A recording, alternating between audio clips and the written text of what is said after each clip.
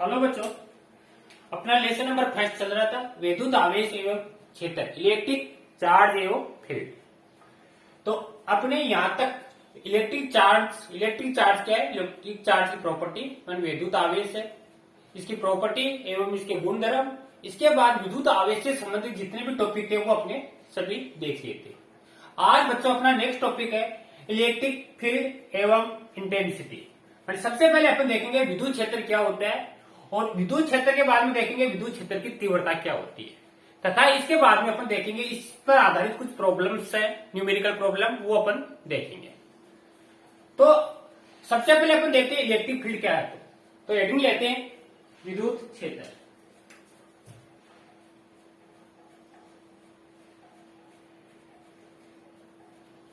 विद्युत क्षेत्र जिसको अपन बोलते हैं इलेक्ट्रिक फील्ड।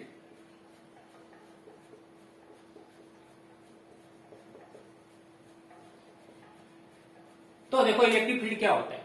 आपने बच्चों सबने दैनिक जीवन में अनुभव किया होगा, जब कोई चालक तार होता है, उस चालक तार में जब इलेक्ट्रॉनों का प्रवाह होता है, इलेक्ट्रॉन का मतलब आवेश एक स्थान से जब दूसरे स्थान पर गति करते हैं, तो उस चालक तार के चारों ओर एक क्षेत्र उत्पन्न हो जाता है। उस क्षेत्र में अगर किसी दूसरे आवेश को लाए तो अपन को एक फोर्स है, वह फोर्स का अनुभव करता है। अर्थात उस चालक तार है, उस चालक तार के चारों ओर आकर्षण या प्रतिकर्षण बल अपन को अनुभव होता है। वह आकर्षण या प्रतिकर्षण बल अनुभव होता है, वह क्षेत्र ही क्या कहलाता है? इलेक्ट्रिक फील्ड कहलाता है, विद्युत क्षेत्र कहलाता है। तो इसको अपन फिजिक्स के रूप में किस रूप में लिख सकते हैं? माने किसी आवेश के चारों ओर का वह क्षेत्र जिसमें किसी अन्य आवेश को लाने पर वह विद्युत क्षेत्र या विद्युत बल अनुभव करे, क्या कहलाता है? विद्युत क्षेत्र कहलाता है। कैसे? जैसे मान लो सपोज करो ये कोई एक आवेश है, ये आपका धन आवेश है। इस धन आवेश के चारों ओर का क्षेत्र मान लो ये, इसके चारों ओर का ये क्षेत्र है। इस क्षेत्र में इतना इसका एरिया है। इस क्षेत्र में किसी एक दूसरे आवेश को, अगर किसी दूसरे आवेश को जो इस क्षेत्र में अपन लाएंगे, तो लाने पर इन आवेशों के बीच में एक बल अनुभव होगा। अनुभव का मतलब या तो आकर्षण बल होगा या प्रतिकर्षण बल होगा। जैसे अपन धन आवेश है तो धन आवेशों के बीच में प्रतिकर्षण होगा। अगर ऋण आवेश है, ये ऋण आवेश है और दूसरा अपन ला रहे हैं वो धन आवेश है, तो विपरीत आवेशों के मध्य आकर्षण होगा। तो जो बल अनुभव हो रहा है वही क्या है? इलेक्ट्रिक फील्ड है, विद्युत क्षेत्र कहलाता है। ऋण आवेश के लिए अपन ऐसे लिख सकते हैं, जैसे ये आपका माइनस,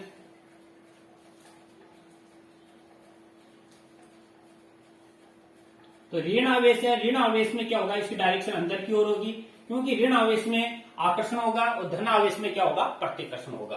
क्योंकि जो दूसरा आवेश लाते हैं वह आवेश हमेशा ये परीक्षण आवेश होता है, जिसको अपन धन आवेश कहते हैं। ये काल्पनिक आवेश होता है। तो ये धन और दूसरा धन, तो जो ही क्षेत्र में लाएंगे तो दोनों आवेश के बीच में प्रतिकर्षण, इसलिए विद्युत बल रेखाओं, जो विद्युत क्षेत्र की तीव्रता है, इसकी डायरेक्शन बाहर की ओर होगी। अगर आप इसमें वापस वही परीक्षण आवेश ला रहे हैं, तो ये माइनस है, ये प्लस है, तो दोनों के बीच में क्या होगा? आकर्षण होगा। इसलिए विद्युत क्षेत्र की जो डायरेक्शन है वो क्या होगी? अंदर की ओर होगी। तो अब इसको अपन अपने लैंग्वेज में लिखें। किसी आवेश के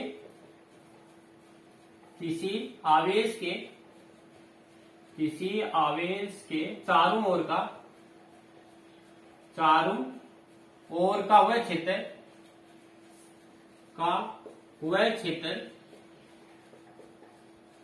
क्षेत्र जिसमें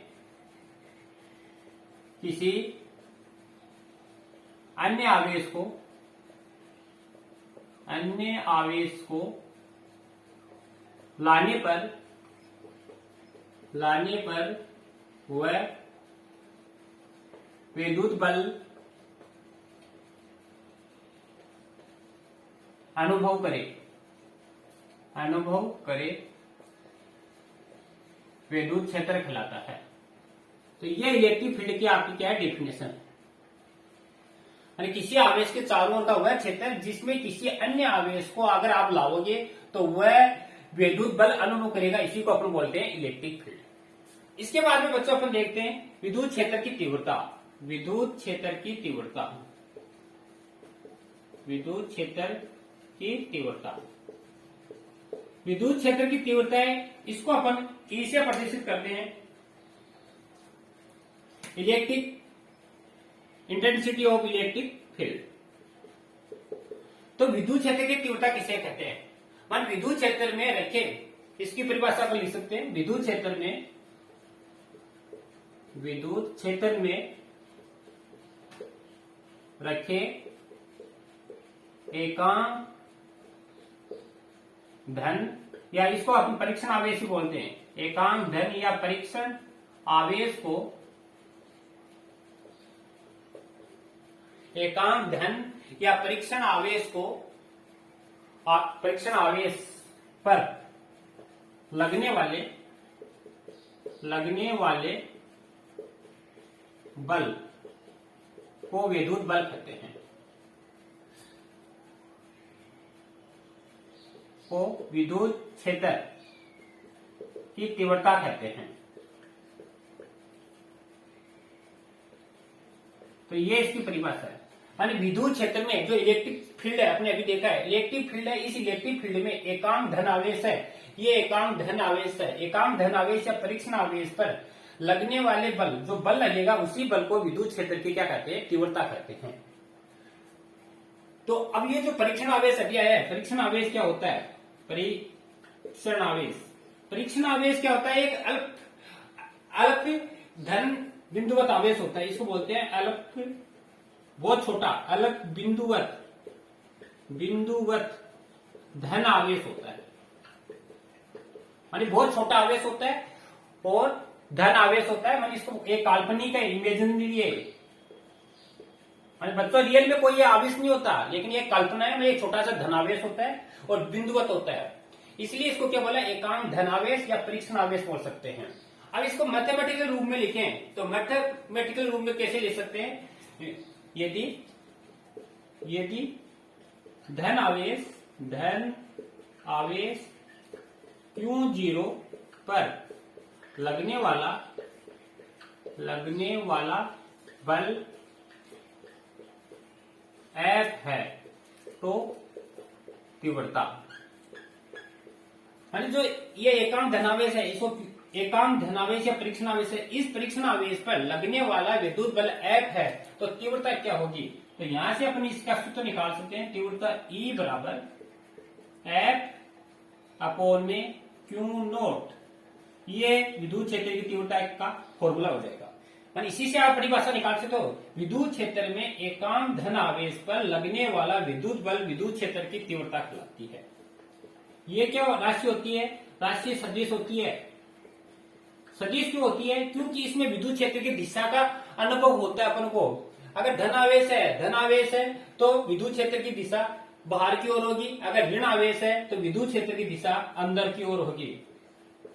दिशा अगर पॉजिटिव चार्ज है तो बाहर की ओर, और अगर नेगेटिव चार्ज है तो अंदर की ओर होगी। ये दोनों बातें आपको ध्यान रखनी है। जैसे यहाँ पर अपन देख चुके हैं, प्लस में बाहर की ओर और माइनस में अंदर की ओर होती है। मात्रक देखिए, इसका मात्रक क्या होता है? आवेश बल को न्यूटन में मापते हैं, आवेश को कूलाम में मापते हैं, तो न्यूटन प्रति कूलाम, और इसको दूसरा अपने शॉर्ट में बोल सकते हैं वोल्ट प्रति मीटर, ये भी इसका मात्रक होता है। विमा देखें इसकी, न्यूटन के अपन जानते हैं M1, न्यूटन का मतलब बल है, बल की होती है M1 L1 T की पावर -2। कूलाम है, कूलाम के अपने पीछे निकाल चुके हैं T1 A1, ये दोनों नीचे से ऊपर जाएंगी तो माइनस की हो जाएंगी। तो यहाँ पर आपकी T माइनस के दो पहले से थे, एक और जाएगी तो M1 L1 T की पावर -3 और A की पावर -1, ये इसकी विमा होगी। तो काफी इंपोर्टेंट है बच्चों, ये बहुत बार पूछते हैं, मान विद्युत क्षेत्र की तीव्रता सदिश है या अदिश, तो अदिश एक सदिश राशि है। दूसरी ये पूछते हैं विद्युत क्षेत्र की तीव्रता का मात्रक वोल्ट प्रति मीटर या न्यूटन प्रति कूलाम। तो ये आपको बच्चों याद रखनी है या ध्यान में रखना है। इसके बाद में जैसे अपन इसका डायग्राम के रूप में देखें तो इसकी डायरेक्शन क्या हो सकती है? यदि आवेश धन है, प्लस क्यू आवेश है, तो प्लस क्यू आवेश पर जो बल है, बल की दिशा विद्युत क्षेत्र की दिशा में होती है। तो इसको अपन लिख सकते हैं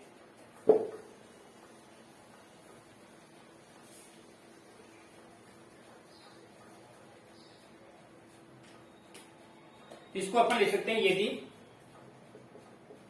यदि आवेश प्लस क्यू है तो ए की दिशा तो बल की दिशा ई के अनुदिश होगी। तो ये दो बातें इंपोर्टेंट है, ये आपको याद रखनी है। यदि आवेश क्यों है, बिंदुवत आवेश क्यों है आपका पॉजिटिव है, तो बल की जो डायरेक्शन है वह विद्युत क्षेत्र है ई की दिशा में होगी। ये है विद्युत क्षेत्र ई की दिशा। तो इस बिंदु पर जो बल लगेगा उस बल की डायरेक्शन भी होगी ए बराबर क्यू ई। ये फॉर्मूला कहां से है, इसी से है। अगर क्यू को यहां से मल्टीप्लाई कर देते तो ए बराबर होगा क्यू ई। दूसरी इसमें इंपॉर्टेंट बात ये याद रखनी, यदि आवेश माइनस क्यू है तो बल की दिशा ई के विपरीत होगी।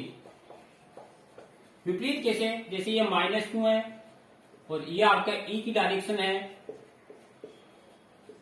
तो बल आपको लगेगा ए बराबर माइनस में क्यू ई, अर्थात बल ई के हमेशा विपरीत होगा। तो ये अपने बच्चों विद्युत क्षेत्र एवं विद्युत क्षेत्र की तीव्रता की डेफिनेशन देखी है। अब इसके बाद में इस पर आधारित टॉपिक देखते हैं, बिंदु आवेश के कारण विद्युत क्षेत्र की तीव्रता। तो इसको नोट करना, इसके बाद में अपन टॉपिक लेते हैं।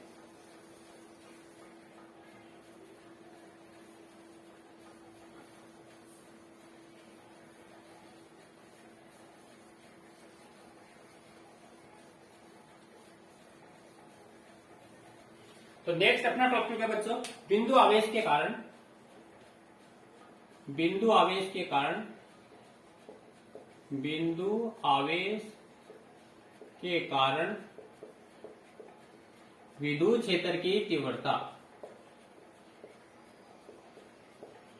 विद्युत क्षेत्र की तीव्रता। जैसा टॉपिक है वैसा काम है। जैसे कोई एक बिंदु आवेश है, सपोज करो ये बिंदु O है और इस बिंदु O पर कोई बिंदु आवेश Q स्थित है। इस बिंदु आवेश के कारण किसी बिंदु पर, मान लिया कोई एक बिंदु P है, यहां पर इस बिंदु पर परीक्षण आवेश या धन आवेश Q0 स्थित है और यह बिंदु O से r दूरी पर स्थित है। तो इस बिंदु पर आपको विद्युत क्षेत्र की तीव्रता देखनी है, E का मान ज्ञात करना है। अभी आपको बताया यदि परीक्षण आवेश धन आवेश है तो बल की दिशा भी ई की डायरेक्शन में ही होगी। तो आपको सबसे क्या लिखना है, बिंदु O पर एक धन आवेश या बिंदु आवेश क्यों दिखाया गया है। इस बिंदु के कारण किसी बिंदु P पर विद्युत क्षेत्र की तीव्रता ज्ञात करनी है। तो इस बिंदु पर विद्युत क्षेत्र की तीव्रता ज्ञात करने के लिए क्या किया, बिंदु O को बिंदु P से मिलाया जो कि स्मॉल r दूरी पर स्थित है। तो ये आपको लिखना है। तो अभी आपको क्या करना है, बिंदु O पर जो Q आवेश है और यहाँ पर Q0 आवेश है, दोनों धन आवेश हो गए, बीच की दूरी r है, तो कौन सा नियम लग जाएगा बच्चों, इसमें कूलाम का नियम लग जाएगा। कूलाम के नियम से तो कूलाम का नियम आपको पढ़ा चुके हैं। ए बराबर होता है के Q1 Q2 अपॉन में r स्क्वायर। Q1 की जगह Q और Q2 की जगह है Q0 और r स्क्वायर की जगह r है r स्क्वायर और सदिश रूप में लिखे तो r केप क्या एकांक सदिश है जिसकी दिशा OP के अनुदिश होती है और k यहाँ पर है 1 अपॉन में 4 पाई एप्सिलॉन नॉट।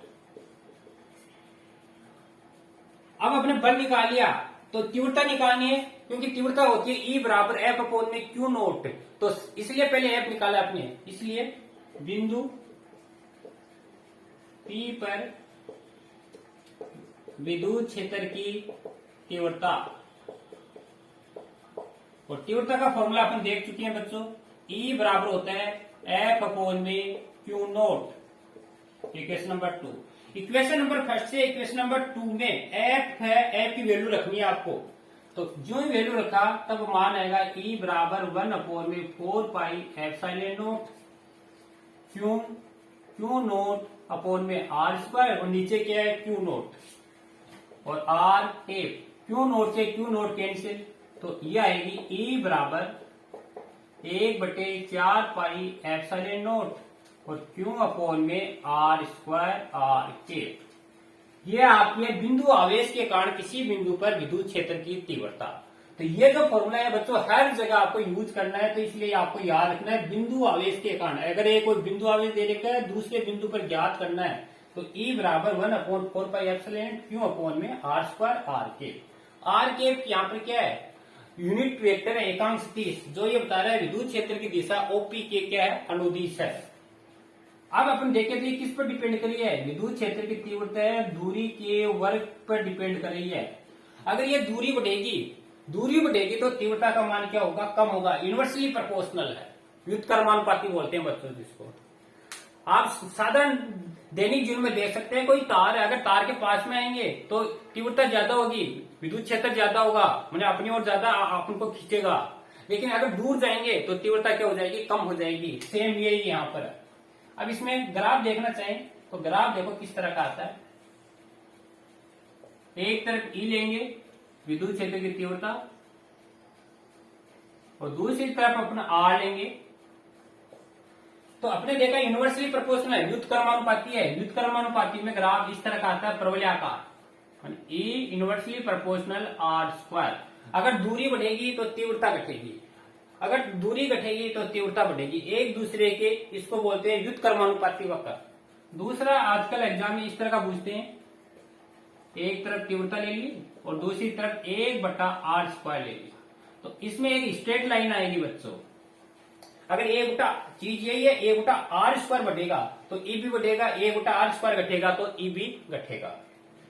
और अगर ये तीव्रता है, ये तो आपकी क्या निर्वात में है, अगर कोई माध्यम है तो माध्यम में अपने पढ़ चुके हैं एप्सिलॉन बराबर होता है epsilon not epsilon R।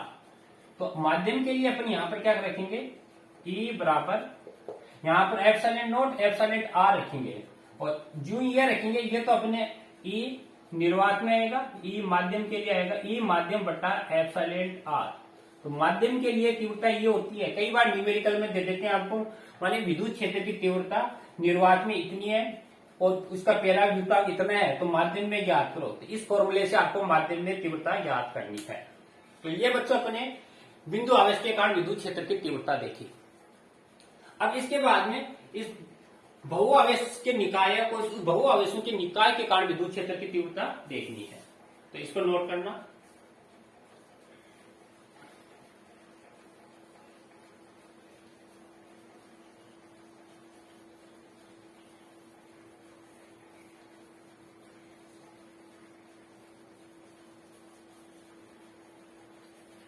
Next है बच्चों बहुआवेशों के निकाय के कारण विद्युत क्षेत्र की तीव्रता।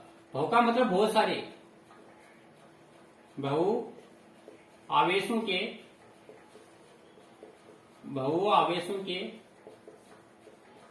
निकाय के कारण विद्युत क्षेत्र की तीव्रता।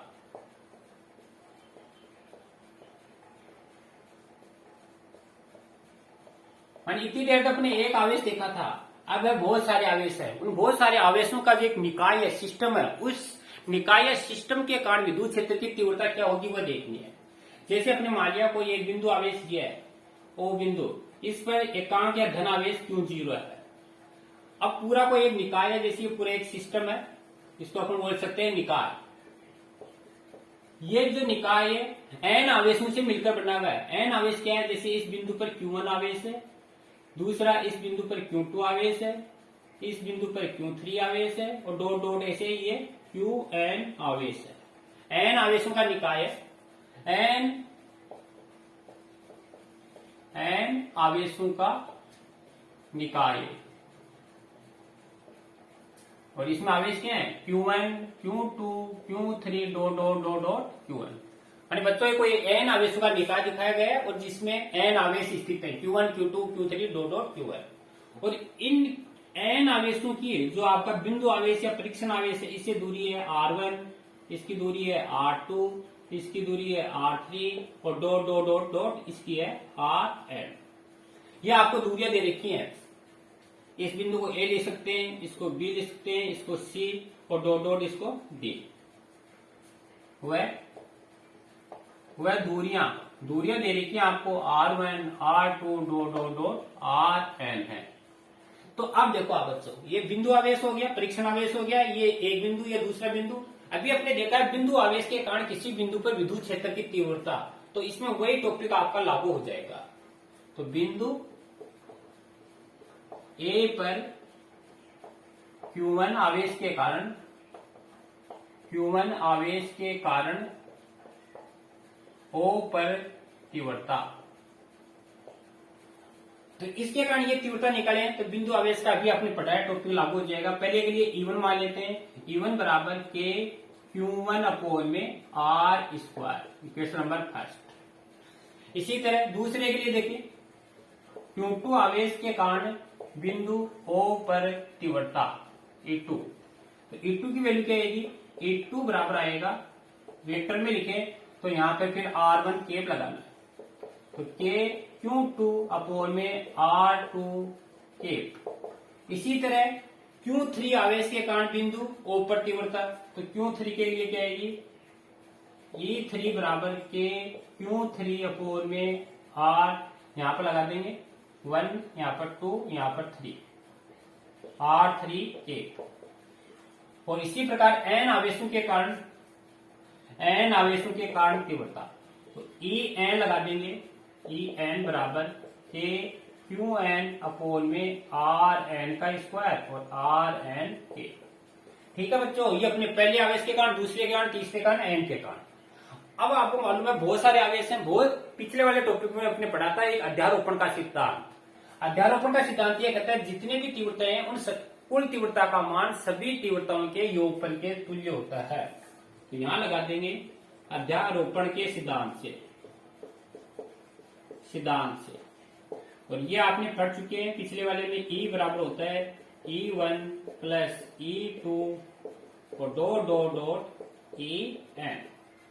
अब जितने भी ये वैल्यू है वो यहाँ पर पुटअप करेंगे, तो के Q1 अपोन R1 का स्क्वायर, R1 के Q2 अपोन R2 का स्क्वायर, डॉट डॉट डॉट के Qn अपोन Rn का स्क्वायर, Rn के। अब इसमें जो कॉमन आ रहा है कॉमन ले लेंगे, तो k का मतलब 1/4 कॉमन आया और कुछ भी नहीं आया, R1 के प्लस Qn अपोन में Rn का स्क्वायर, Rn के। तो यह है आपका बहु आवेशों के कारण विद्युत क्षेत्र की तीव्रता। अब इसको अगर अपने शॉर्ट में लिखें समीशन के रूप में, तो ऐसे लिख सकते हैं E बराबर के समीशन Qi अपोन Ri का स्क्वायर, Ri के, I बराबर 1 से n। ये अपन शॉर्ट में, समीशन का मतलब योग होता है, जैसे पहले के लिए Q1 R1 R1, दूसरे के लिए Q2 R2 R2। तो ये था बहु आवेशों के निकाय के कारण विद्युत क्षेत्र की तीव्रता। अब बच्चों इस पर आधारित अपने कुछ प्रॉब्लम है, वो प्रॉब्लम देखेंगे।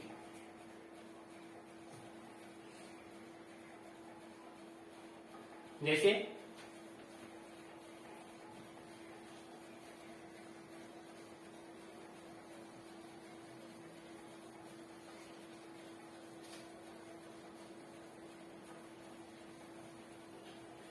फर्स्ट प्रॉब्लम है, क्वेश्चन भी दे रखा आपकी बुक में। पहली प्रॉब्लम है, कोई ए भुजा वाले समबाहु त्रिभुज की, आपको क्वेश्चन दे रखा है, ए भुजा वाले समबाहु त्रिभुज के ए व बी सिरे पर क्यों आवेश स्थित है, माने समान आवेश स्थित है, तो सी सिरे पर परिणामी विद्युत क्षेत्र की तीव्रता ज्ञात करो। यह कह रहा है। सॉल्यूशन देखते हैं इसका। माने कोई एक समबाहु त्रिभुज है, समबाहु त्रिभुज आप जानते हो जिसकी पट्टी भुजा क्या होती है, सेम, जैसे ये इसकी भी ए भुजा है, ये भी ए भुजा है, ये आपका ए सिरा है, ये बी सिरा है, ये सी सिरा है। ए सिरे पर आपको प्लस क्यू आवेश दे रखा है, इस पर भी आपको प्लस क्यू आवेश दे रखा है, और सी सिरे पर आपको क्या पूछ रहा है, विद्युत क्षेत्र की तीव्रता। अभी आपने बच्चों देखा था बिंदु आवेश के कारण किसी बिंदु पर तीव्रता वाला नियम लग जाएगा। दो आवेश है तो बिंदु आवेश का नियम ये प्लस का है और यहाँ पर प्लस धन आवेश मानते हैं, तो इसके कारण तीव्रता की डायरेक्शन होगी ये आपकी। पहले तीव्रता की डायरेक्शन आपको देखनी है, तो ये होगी ई बी, ये भी प्लस है, इसके कारण डायरेक्शन होगी ई ए, और इन दोनों के बीच में होगी ये परिणामी तीव्रता की डायरेक्शन ई। तो ई का मान आपको निकालना है। संभव त्रिभुज है, संभव त्रिभुज में प्रत्येक कोण 60 का होता है, ये 60 का है तो अंदर वाला भी क्या होगा, 60 का होगा। तो यह इतना आपने देख लिया है। तो सबसे पहले निकालेंगे बिंदु ए पर प्लस क्यू आवेश के कारण सी पर तीव्रता। ए पर प्लस क्यू आवेश के कारण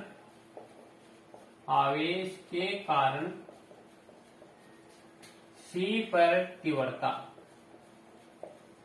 तो ये बिंदु आवेश वाला लग रहा है, तो अभी अपने देखा था ई ए बराबर क्या आएगा, के क्यू अपॉन में बीच की दूरी आर की जगह आके आ जाएगी A square. Equation number first. Same ये का ये काम बी पर करना है। बी पर प्लस क्यू आवेश के कारण सी पर तीव्रता। ई बी बराबर क्या आएगा, के क्यू अपॉन में ए स्क्वायर। ठीक है। अब देखो परिणामी तीव्रता निकालनी है इस पर, तो अपन क्या करेंगे, इस बिंदु को यहां से मिला दिया, इसको यहां से, ये एक चतुर्भुज बन जाएगा। तो आपने 11वीं कक्षा में पढ़ा था चतुर्भुज, समांतर चतुर्भुज संयोजन नियम, चतुर्भुज संयोजन नियम से, चतुर्भुज संयोजन नियम से। और चतुर्भुज संयोजन में क्या था, परिणामी भुजा ज्ञात करने में काम आता था। ई बराबर था, जैसे ये पहली भुजा ई ए का स्क्वायर प्लस ई बी का स्क्वायर प्लस 2 E1 ई ए ई बी, और कोस इसमें थीटा बन रहा है 60 का, थीटा आता था कोस थीटा, और इसका अंडर रूट। अब ई ए और ई बी आपस में क्या इक्वल है दोनों, तो दोनों सेम है।